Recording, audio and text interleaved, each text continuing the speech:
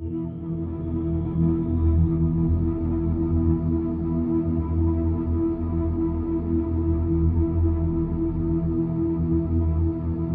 back, everybody. So my next movie review for you is Blood Red Sky. Now, I did not know nothing about this movie in any way, shape, or form. Never watched a trailer. So a couple of people had watched it.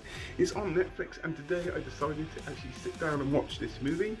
And I was pleasantly entertained by this movie. Okay, it's not the best movie in the world. Okay, but it is, I still got a certain amount of entertainment from watching this movie. So this movie is a horror movie about vampires set on a plane, and that is as far as I'm going about plot, because I do not want to give this away.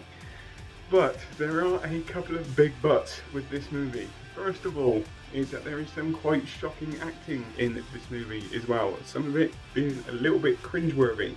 And by far the biggest problem with this movie, which I thought was an internet problem to start off with, is that it's quite bad in places, it really is that there is quite a lot of overdubbing, okay? Because the words that you're hearing do not match the lip movement, okay? It's blatantly being overdubbed by other people's voices, and you can see it, and it's dominant, and it's screaming out at me throughout the whole of this movie. That being said, you take away those two problems, there is quite a fair proportion of this movie which I actually enjoyed, and I cannot believe that this movie actually baited me. It really did, okay?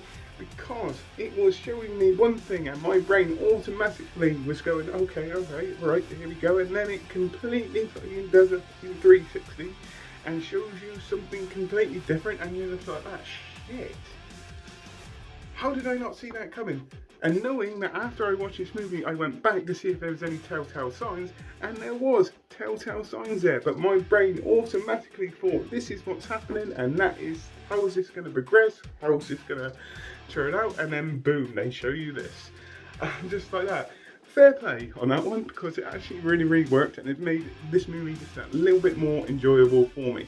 Now, I can't get into too much of the story because I do not want to give it away, but the main character in this movie I think is absolutely fantastic. She has motivation, okay? You understand her motivations.